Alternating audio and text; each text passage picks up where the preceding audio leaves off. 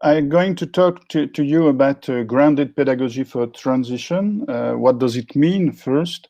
Perhaps we know that we live in rich countries with a good level of education, but our educational system produces people who spend part of their life in destroying their living areas.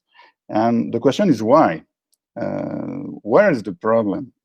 We don't exactly know if it's in education, at school, what the problem is, but we have to explore the question.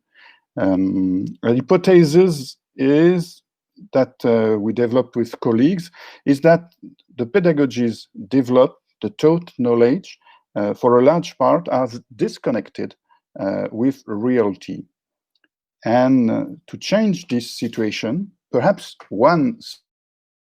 what we called a grounded pedagogy. Thus, we refer to and connect with different theories in the field of, for example, pragmatism, developed by John Dewey, for example, professional didactic, constructivism in pedagogy with Jean Piaget and Gaston Bachelard, for example, too, sustainability transition studies, and grounded theories developed in social science by Strauss and Glaser, for example, around the idea that searchers build theories with actors they meet and inquire and in their investigation. For us, this takes part of the United Nations Sustainable Development Goals, and especially the number 4 about quality of education. I just want to share briefly 3 questions with you. This is my second slide. I'm going to do this briefly. The first question is the quality of education today. What does it mean? Pedagogical innovation in our Western countries today, what does it mean too? And more important time on the theory I developed with colleagues, which is grounded pedagogy. Next slide, please. So what does it mean, quality of education today? Yes, you can go on. Yes, another one. Yes. First idea, very simple idea, is that there's a lot of inequalities in access to education, a lot of fractures in our world. It's very different if we live in the South, in different South, or in the North. The infrastructures are not the same, and the opportunity to learn are not the same too.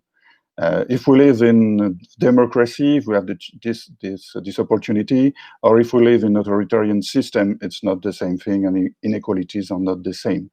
If you are a boy or a girl, it's another situation, and you have not the same opportunity.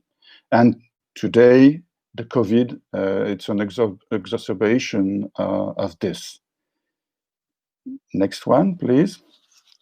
Yes. There's 2 main questions who arise in pedagogy and in education.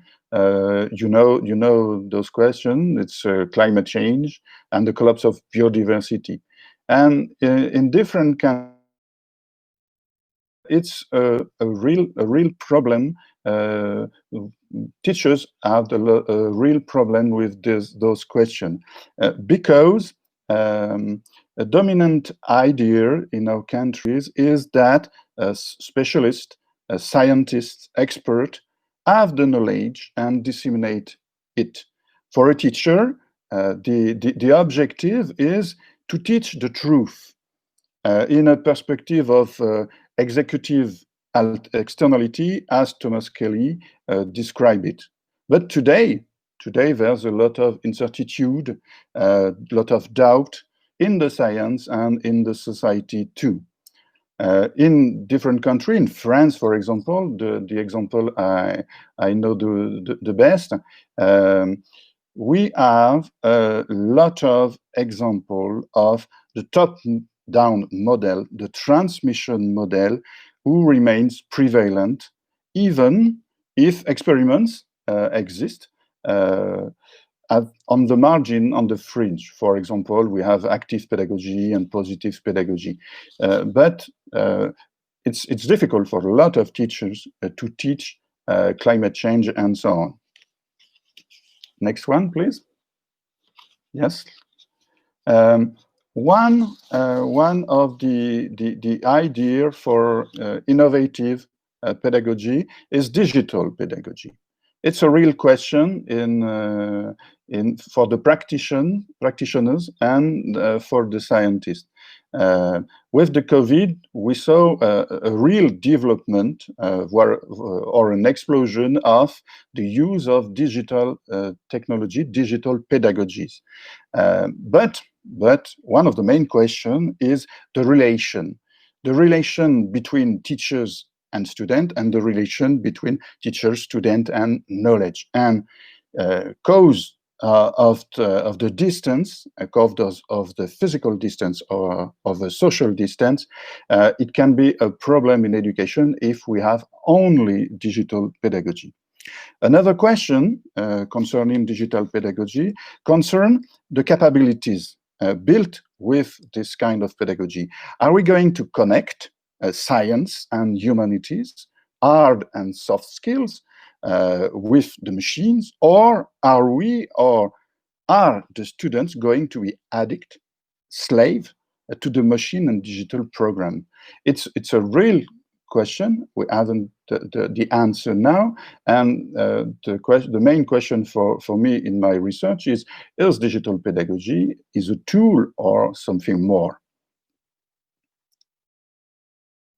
Yes. In an Erasmus program with 5 countries, Portugal, Italy, Austria, Slovenia, and France, we look for innovative pedagogical practices in agriculture high school because the title of our program was Educ Local Food. It was a program on local sustainable food system. Our main results are on the slide.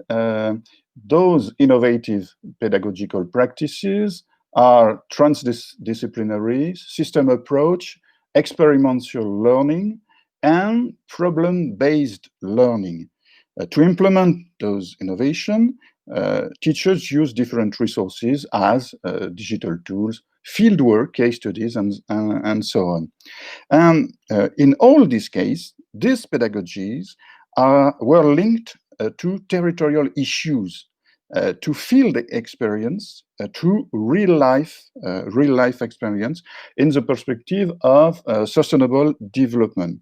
So the term of grounded pedagogy seemed relevant to us. Next one, please. I propose you a special focus on agriculture high school in France to illustrate my speech. French agriculture high school is a small part of education in France, only 6% of the student. But it has always been considered as a real laboratory for innovative pedagogical practices. In the 70s, for example, it developed field education, multidisciplinarity, social-cultural education, but also method for productivism in agriculture, method of transmission of a sum of knowledge, of receipt, and simplified reasoning. It was a problem, but at the moment, we don't expect this. Today, yes, the next one, please.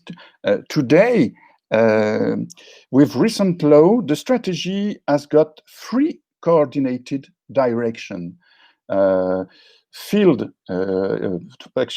Transitions and agroecology, plus innovative pedagogy and digital learning. It's a huge change in the usual jobs of and directors, headmasters. Because they have to teach and evaluate capacities and not knowledge. It's a real change. They have to make students learn, yes, intellectual instruments. If you can go on, please. Yes. Yes, also, okay, thank you. They have to develop they have to develop this intellectual instrument in the mind of the student. They have to be careful to the process of development of ideas and concept in the student mind. They have to teach socially acute issues, socially acute questions, non-stabilized knowledge, for example, in agroecology. And it's a huge challenge for them. Yes, if you can go on. Okay. For directors, for headmaster, they have to reorganize a timetable frequently according to the logic of pedagogical project, including interdisciplinarity, and not to the logic of just giving lesson in 1 hour, for example.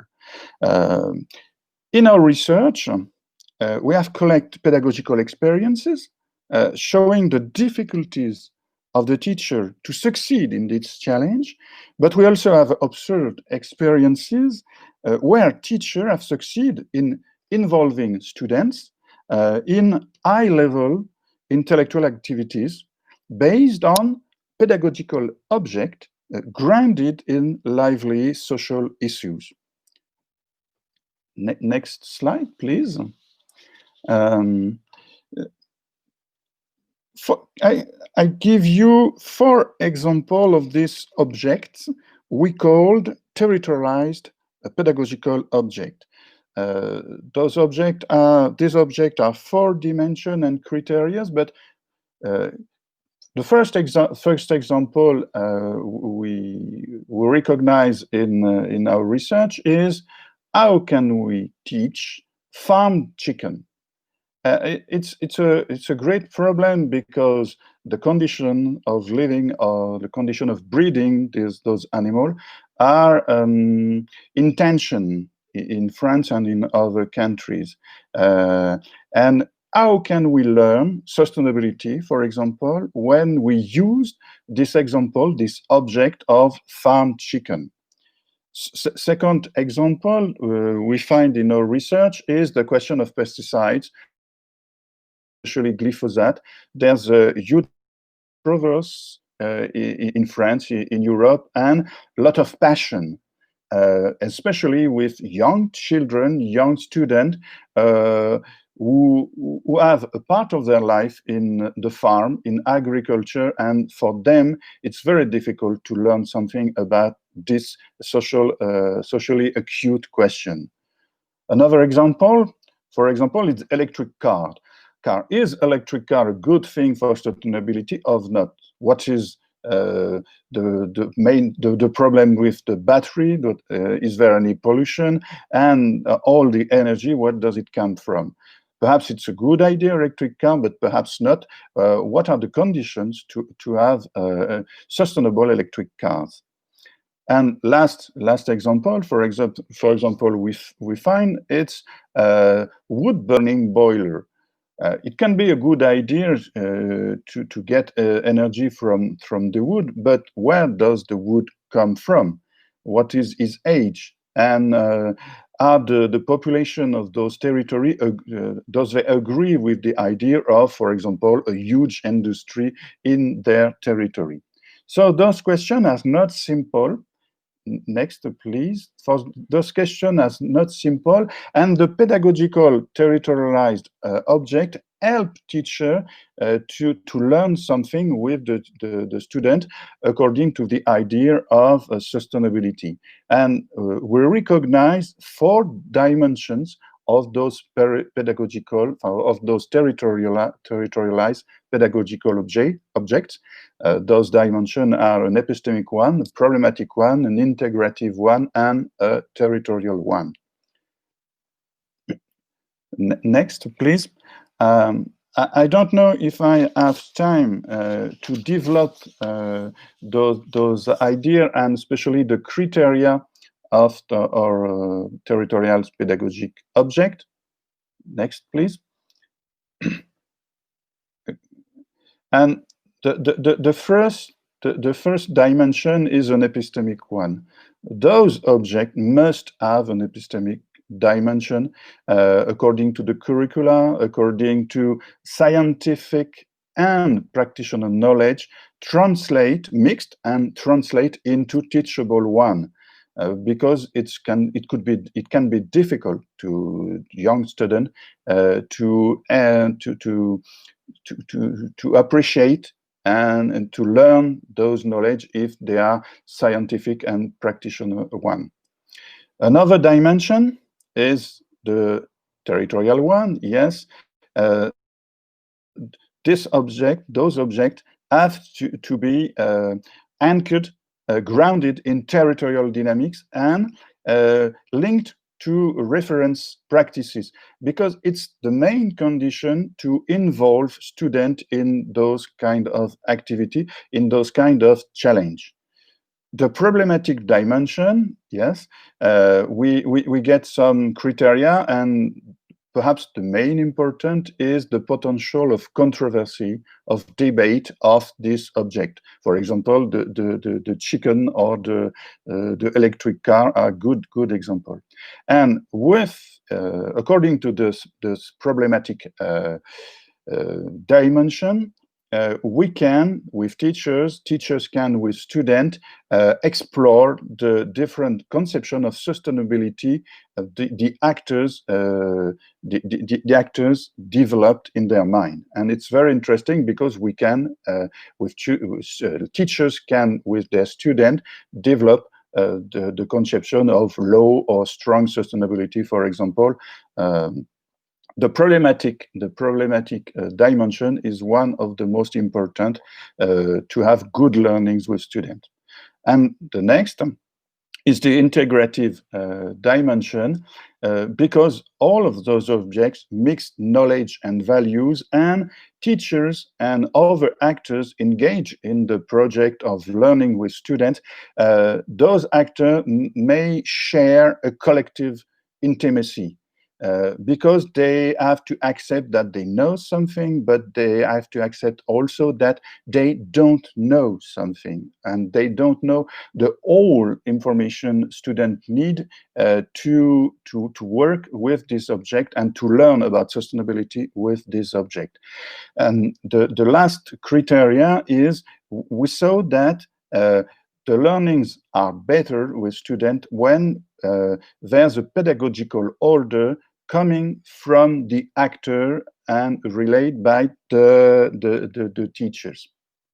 So with this tool, we saw that for teacher, it's a good thing, because they can drive, they can draw their program, they can succeed in their objectives of learning about sustainability with different students, young or less young. That's all for me, and thank you for your attention.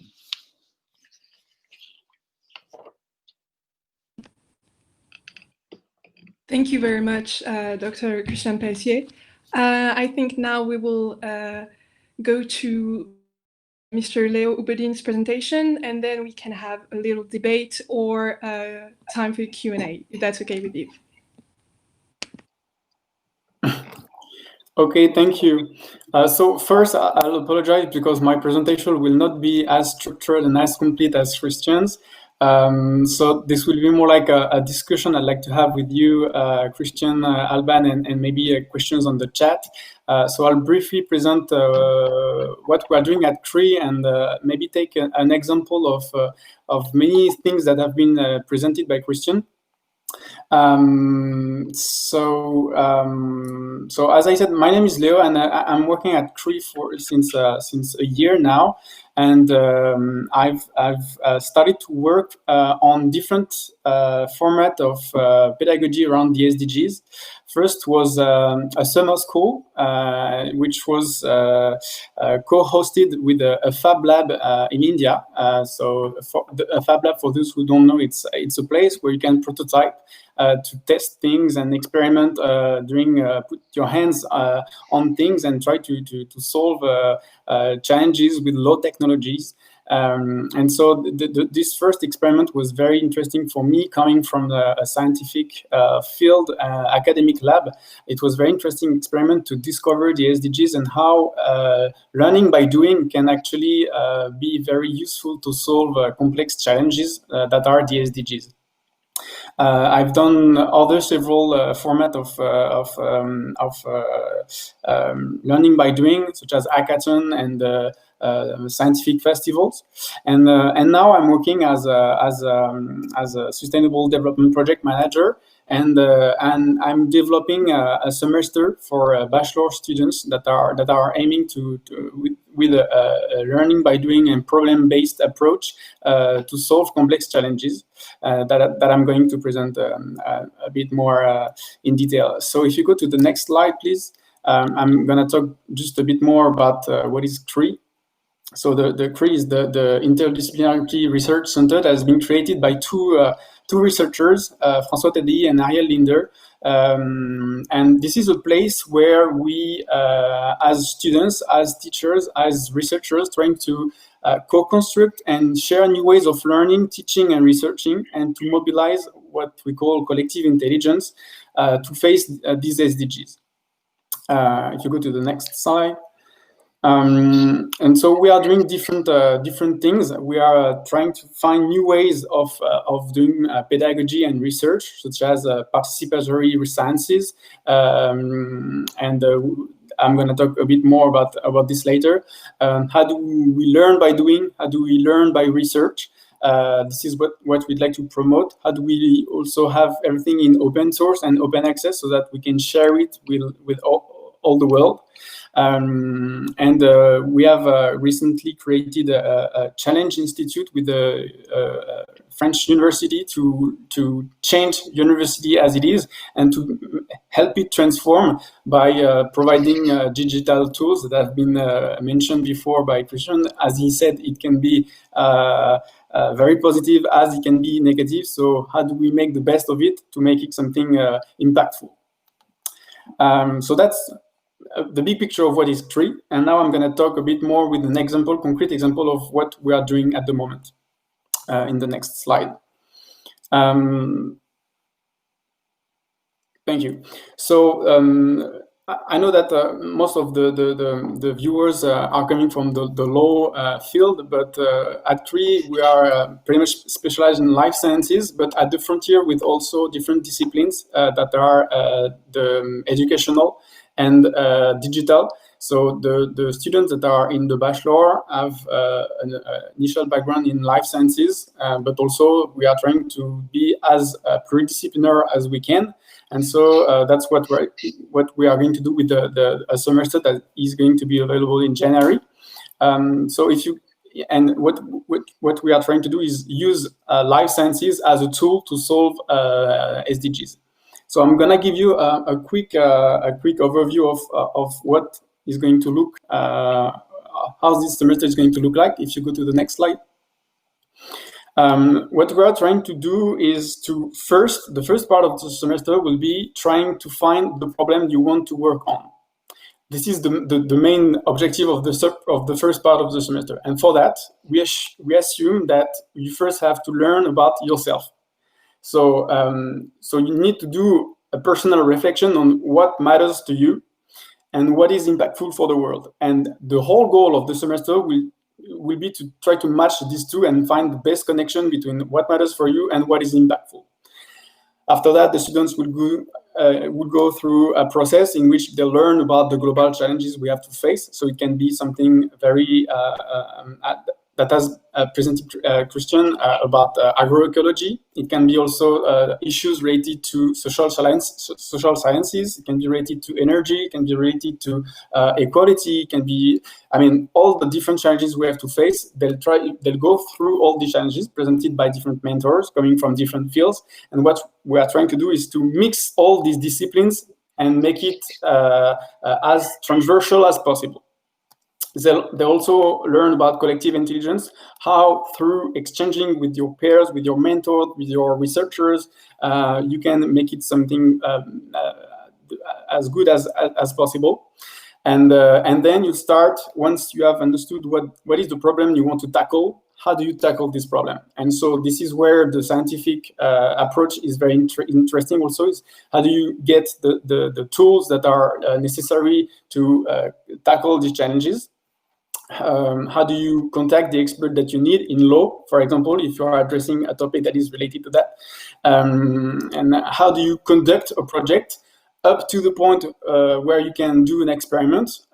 So it can be creating an association to change something in your neighborhood. It can be something very technical. You can have a air pollution capture. It can be very different. It depends on what is the scale you want to work on. Is it, am I addressing 0.01% of the problem, or am I tackling 1% of the problem? It depends on how you want to tackle the problem. And then at the end of the semester will be a presentation and a scaling strategy for the project. And we want the students to choose the format in which they want to present their project. So if they want to popularize the project by doing a YouTube video for students in secondary school, they can do it. If they want to do a podcast, they can do a podcast. If they want to write an article in the conversation, they can do it. So that's up to them to choose what is the target audience and what is the format. So that's one point. And this semester we have tried to co-construct it with the students. So we have asked them what would they like to see in that semester, what are the challenges they want to face, what are the topics that they care the most about. And with this, we have tried to make it something that is meaningful for them, that is also helpful according to what we think is necessary to tackle these challenges. And that's how we came up with this semester. Overall, my message here is we are trying to design this pedagogical experiment, this experience, to be open to everyone, to all the fields. We think that we are trying to find the minimum knowledge that is required to being able to tackle the complex challenges that are the SDGs, and have an approach that is that make people able to integrate all these positions, to have a systemic approach. And if you go to the next slide, this is what we call a good project, which is both interdisciplinary, that you need all the expertise that are available, because since all the SDGs are interconnected, if you tackle one phase of the problem, you will fail, because you will not take into account all the dimensions of the problem. Secondary, integrative, because you need to anticipate positive and negative effects on the other SDGs. Systemic, since you need to have an holistic view of the problems and identify the better level to tackle it, because many people have tried to tackle complex challenges with the wrong level, and so the impact was very little. So this is also a point where we are going to make sure that we identify what is meaningful for them, but also what is impactful, because there can be something that is meaningful for you, but the project and the way you address the problem is not the best, and so the impact will be less. And also have a notion of sobriety, and have innovation as a key factor to make something impactful again. So that's it for the main presentation, and I'd like to ask maybe a few questions to you, Alban and Christian, to start the conversation. Christian, in your master, do you use participatory sciences as a tool for tackling these challenges? It depends on the choice of the teachers. In the experiences we follow, we work with first we work with teachers who want to work with us. Because we observe them, we go in the classroom, we are near them at the conception of the sequences of the different lessons and projects. So they take risk with us. And first, they have to accept that we are going to take risk together and to share opportunities too, and perhaps to have a new valuation for them in their class, for their student, and for the school at the national level, for example. The experiences we have, I say we have, it's very important. We have the experience together with the student, with the teachers, and with me and my colleague in research or in training teachers. And we have different experience. In some experience, teachers are not exploring a large field. They work with the curricula, they work with the programs, and try to put students in a territorial situation. Territorial situation, but we insist that on the idea that a territorial situation, the teachers have to work with this territorialized situation, and not to put the students in the reality. They have to translate the information. They have to transform the problem, because if it's too huge for the student, they don't really learn anything. And so we help them. And some experiences use collaborative, use different science, but it really depends. And for us, it's not an obligatory. This idea is not obligatory at first. Okay. Me, I saw things very similar, and I think we have the same main idea. For me, is how can a teacher help a student to design the future? I think it's in classical education. This idea is a quite new idea. How can you design the future with the help of the teachers and with actors? One of the main ideas we have in agricultural high school in France, and we renew this idea, is to work with actors and to understand what is in their mind, why they do something just like they do it, why my father do agriculture in this way, in the productivism way, for example. And me, as a young student, I am going to follow the history of the family, or I am going to do something quite different, of really different.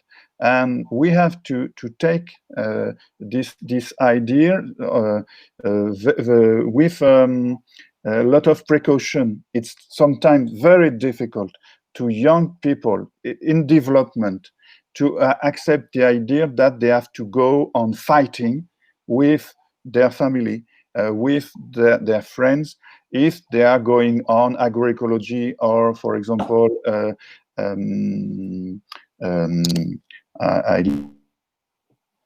organic agriculture, for example.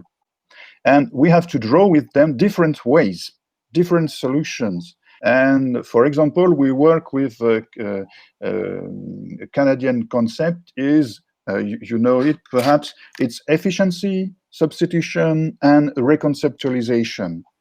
And we try with teachers to organize a pedagogical situation where students are going to see different farmers, associations, environmental associations, developers, researchers, for example, and to design the different ways they can share with colleagues. Sometimes they fight in the classroom because it's part of the learning.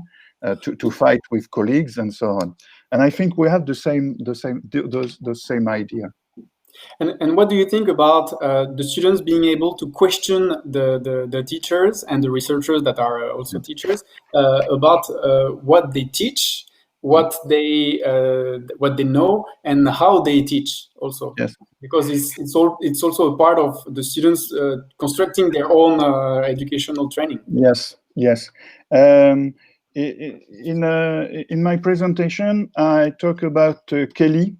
It's an American researcher in science of education, and it was in 1986. I suppose I remember. And Kelly says there's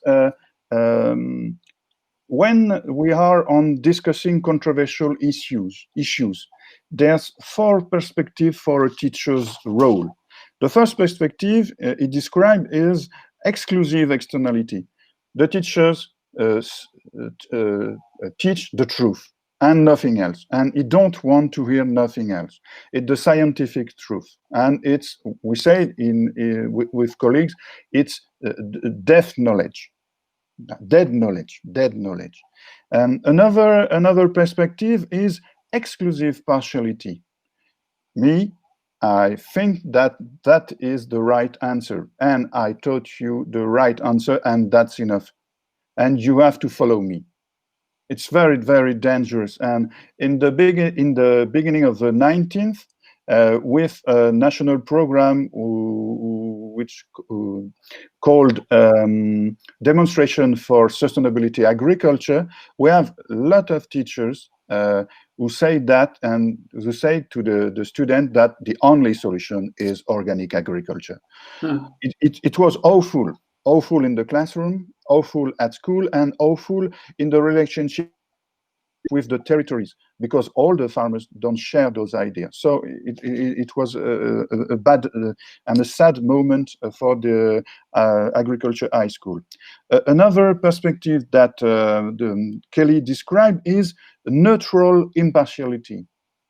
I present you the different solution possible according to a sustainable perspective, but I don't say what I think. And eventually the game for the students are to discover what the teacher really think, and sometimes they forget to learn, and they go in this game. And the different sources in educational science say today that the best perspective for the best learnings is committed impartiality. Teachers says, for me, that's the best solution. For me, this is the way I saw. But I'm going to teach you the different ways, and you have to make your choice. Mainly, the teachers say, if I try to build intellectual instrument, concept, modelization, and so on, with the student, because with this concept, they can have their own view on different questions. And Alban, maybe we can have your point of view from the law point of view, because I'm not very familiar with the law schools, and since it's not the same type of fields, how it's happening in law schools? Do you see a transition? A transition in the way teachers teach, and what are the expectations of the students toward this? Well, I think I can talk about my background a little bit to explain more my views. So I did 3 years in Lille, but I did not do it in law, for only French law, let's say. I studied European and international law. during my bachelor, and now I'm in school in the Netherlands. So I experiment different type of teaching as well. From what I can say, even in my bachelor, I saw difference between my teachers, because I had half of my classes in English and half of them in French, and the methodology of teachers are very different. I think it also depends very much on the personality of the teacher and the subjects, but it's very horizontal, if I may say, in France. Basically, what I did for my French classes is that I went to school, sat for 3 hours, took notes of everything that was said, and that's basically it. For some topics, we had workshops, so we could talk more about the topic with the teachers in small groups, but that was very much it. Whereas in the Netherlands, for instance, it's very, very different. So we have to prepare our classes in advance. We have to discuss the classes actually during the workshop, and we have to read much more. Whereas in France, at least during my bachelor, we did not have a lot of readings. And also what I can note, the different, which I think is very cultural as well, but I much prefer the Netherlands version, if I may say, to be honest, is that in the Netherlands, we only have, so for one semester, for instance, I have 3 blocks. In each block, I have maximum 2 topics. So for instance, during my first block, I had public international law and international relations, and that was it. So I had to work them a lot, but I had time to read next to it, and I had time to forge my own opinion, which I think is very important and something you both emphasized on during your presentations. Whereas in France, for one semester, I had 12 classes at the same time, where I couldn't have any time for myself to read law next to the classes, to read academics, to read researchers. So I did not have time also to have my own opinion and to really think about the class, because it's different in the Netherlands, at least in the college I'm in right now. But in France, it's very much you learn and then you write everything you learned on your essay, and you can, through that method, have a decent grade. Not an excellent one because you need to read next to it, but you can pass your exams just by learning. And I think it's very, at least to me, when I arrived to the Netherlands, was very revealing, because I actually understood and I actually took time to think and to forge my own opinion on classes and on theories, whereas in France it's very like teacher teach and that's it. They give you what they know and you deal with it, basically. And what about the notion of sustainability in law schools? Is it something that is been taught, or Well, how much it's compatible or not? I don't know. it's very well depending on what fields of law you prefer. I think it's the same thing as in, I don't know, in science you have a lot of different science. You have physics, you have biology, you have very different topics, and it's the same thing in law. So you have private law, you have public law, and within those 2 types of law you have environmental issues. And we actually have a lot of, well, as law students, we have opportunity to specialize in environmental law and go further on sustainable law. So that's very interesting. That's a possibility. In my bachelor's, we had 1 class on environmental law, which was very interesting, very eye-opening, if I may say, on some of the current issues. But we have, well, I'm going to talk about public law because that's my preference, let's say. In public law, you have environmental issues on each topic if you look for them. But it's not the main concern, because first they worry to teach you the law, what it is, and then what you can think about and where it goes to right now, in which way it is evolving. And yeah, but if you are interested in that subject, you can definitely, through law, learn a lot by it. I think the audience have questions.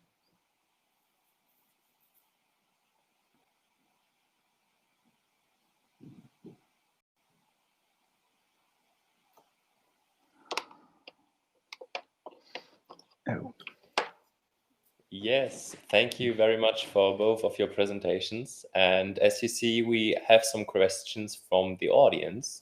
So we will just read them out and maybe you can just answer to them. So the first question with 3 likes: agricultural high schools are not common in most countries. Do you think they should be, and why not? Or if no, why not? Maybe it's a question to Leo. I don't know how to answer to this question.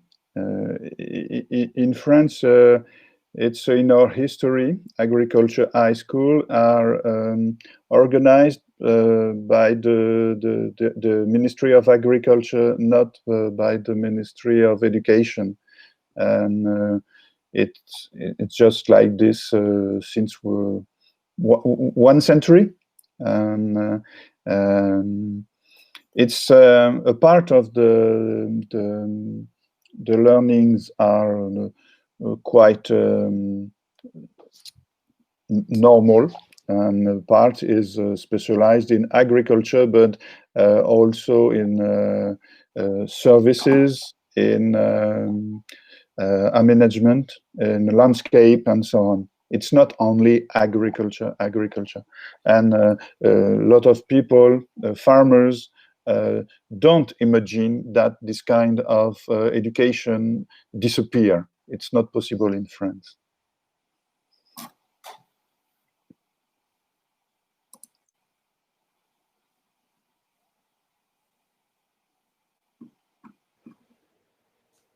Leo, do you want to add something on there, or shall we?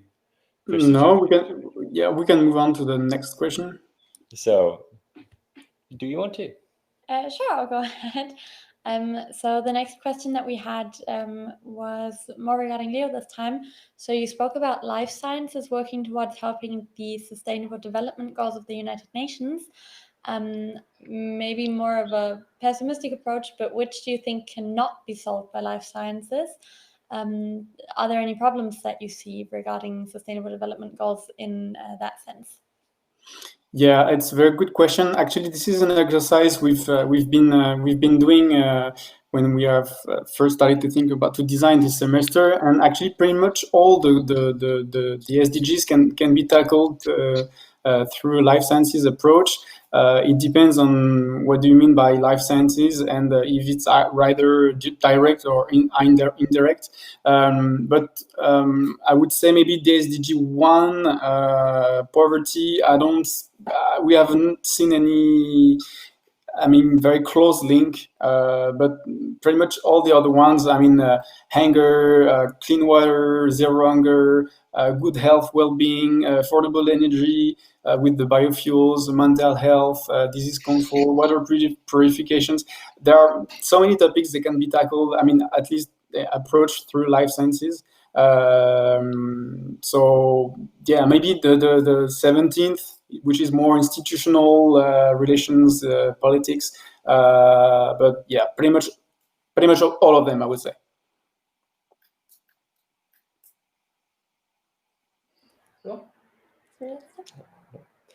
Thank you very much. That sounds really positive, I think, with the pessimistic question. So we hope for the future and it's going to be good.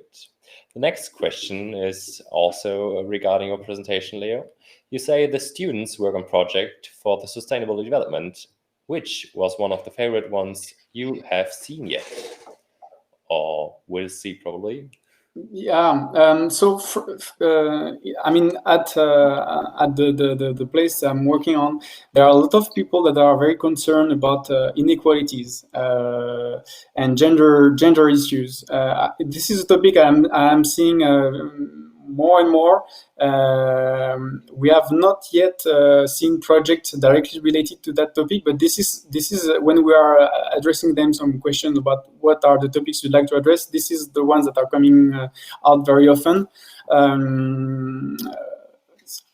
Otherwise, it's very often related to climate, energy, but these questions are very tough to be tackled at bachelor level, at least. This is very complex issues that require very often very technical approach, and so we don't necessarily have the right answer, but through low tech and innovative processes, we see often a project that can have a potential. Again, the goal here, this is not an engineer school that we are. This is the goal is to teach them the base so that they can effectively tackle these challenges later on, either in personal or professional point of view. Whatever they are going through, is it either low training? This is to have the minimum knowledge to correctly tackle these challenges and have, again, this systemic and integrated approach. Thank you very much. Then I'm actually going to throw in one question now that I just thought of while you were speaking, that you both can feel free to respond to. But maybe because we've been talking mainly about life sciences and this entire sector of how we can help really implement and consolidate the Sustainable Development Goals.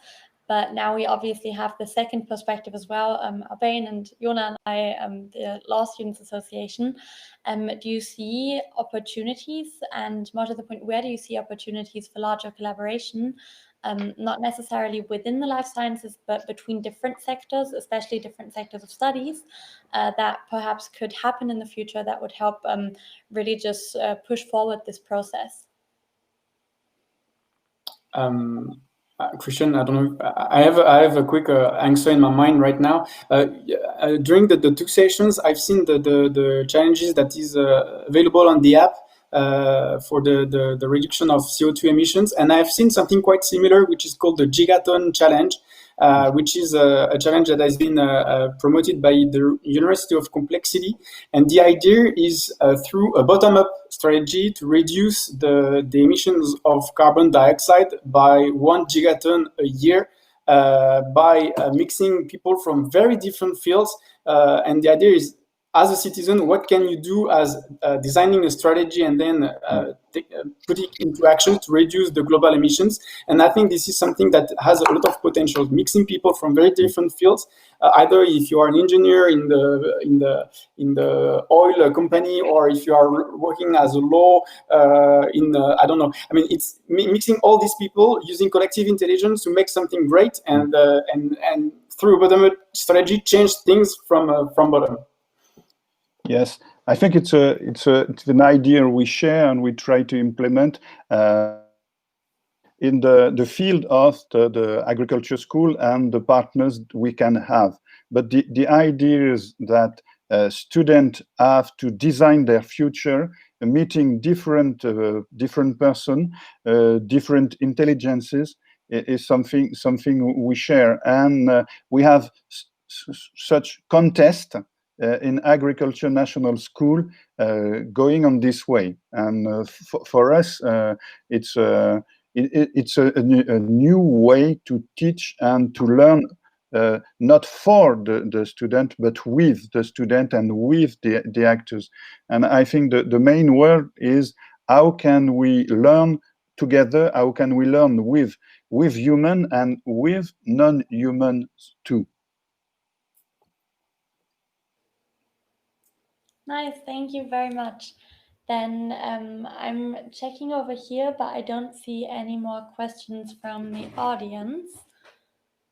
So in that case, did you want to say something? No, I think we just have to say thank you again for your nice presentations and the discussion. Really, really interesting.